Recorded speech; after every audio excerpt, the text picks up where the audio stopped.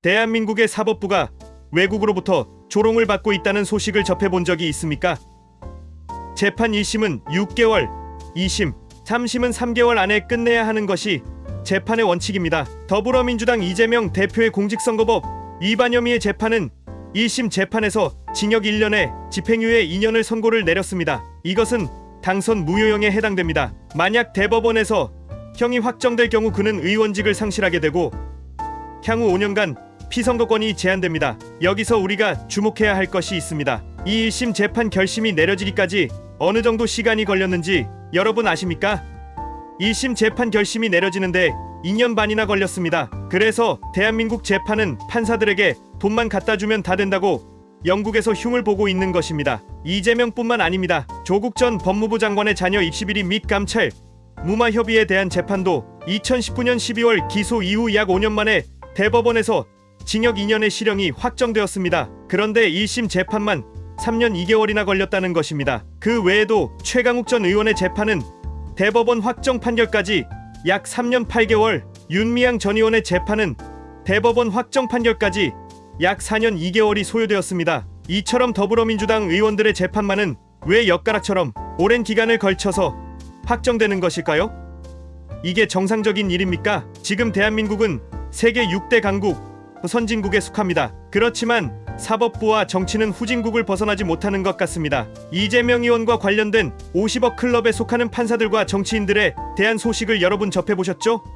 사법부와 입법부가 이렇게 썩어 있으니 대한민국을 사랑하는 국민들의 마음을 절망에 이르게 하고 있습니다. 그럼에도 불구하고 조국을 수호하고 이재명을 옹호하는 무리들이 존재한다는 것에 놀라지 않을 수 없습니다. 과연 이 나라가 어디로 가고 있는 것일까요? 모든 것이 다 비정상적으로 돌아가고 있는 것 같아 보이지 않습니까?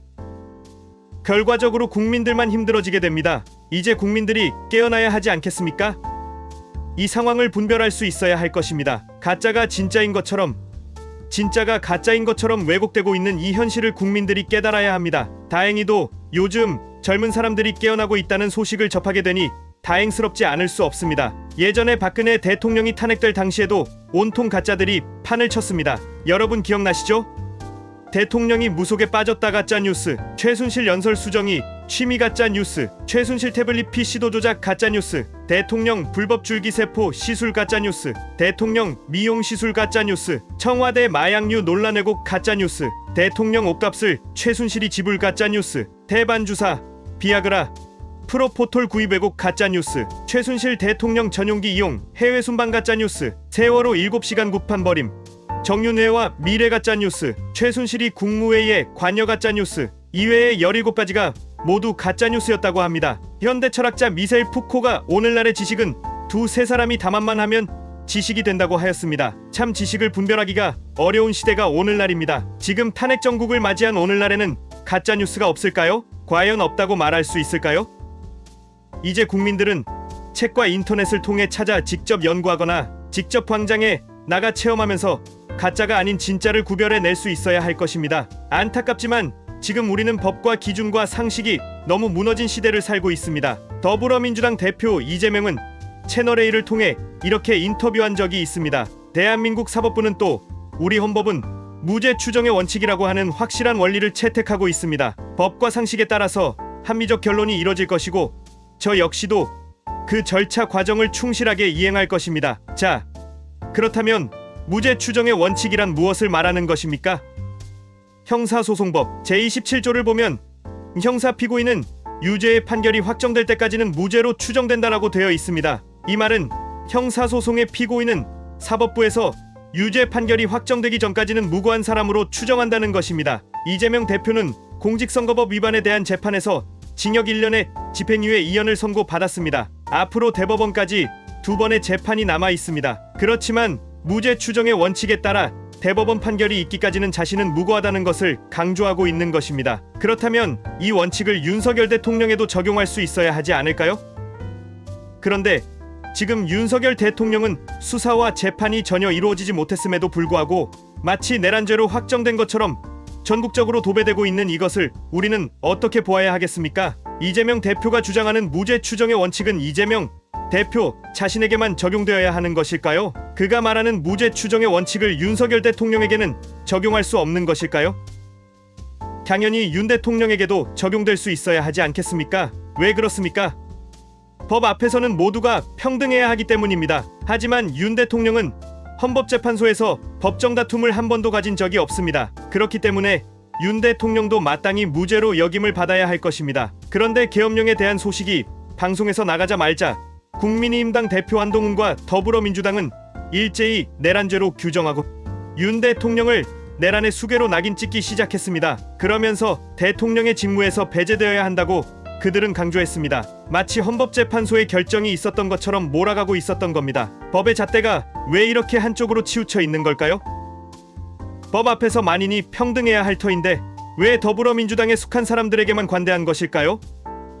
이러한 내로남불은 세계 어디에도 찾아볼 수가 없을 겁니다. 이게 과연 나라입니까?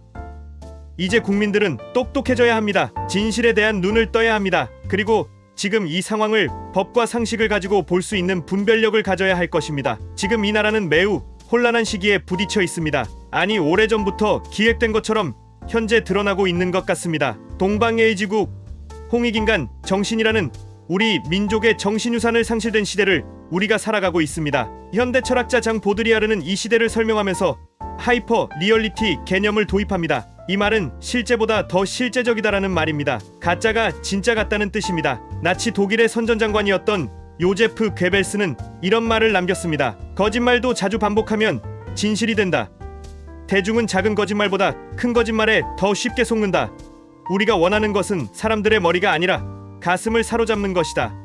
언론은 피아노처럼 연주될 수 있다. 나치 독일의 선전장관이었던 괴벨스는 거짓말과 심미적 조작으로 아주 능숙하게 대중을 선동해 갔습니다. 인간성을 파괴하고 독재를 강화하는데 거짓과 심미적 조작을 능숙하게 사용했던 것입니다. 오늘날에도 이러한 괴벨스와 같은 무리들이 존재하지 않을까요?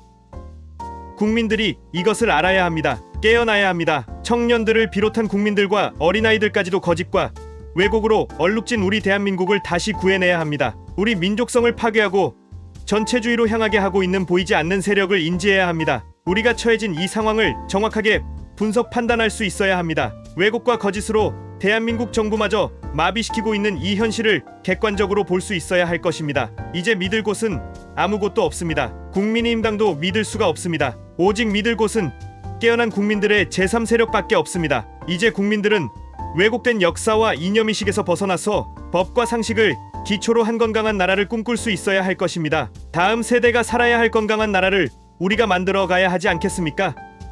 세월호 사고, 이태원 사고, 그리고 무한국제공항 참사를 통해 뭔가를 깨달아야 할 것입니다. 뭉치자, 싸우자, 이기자를 외쳤던 이승만 대통령이 생각납니다. 이승만과 박정희와 같은 인물들을 발굴해내고 일으켜 세워가야 할 것입니다. 이러한 감추어진 현실을 국민들에게 알리기 위해 용단을 내렸던 윤 대통령을 다시 생각해봅니다. 여러분, 함께 일어납시다.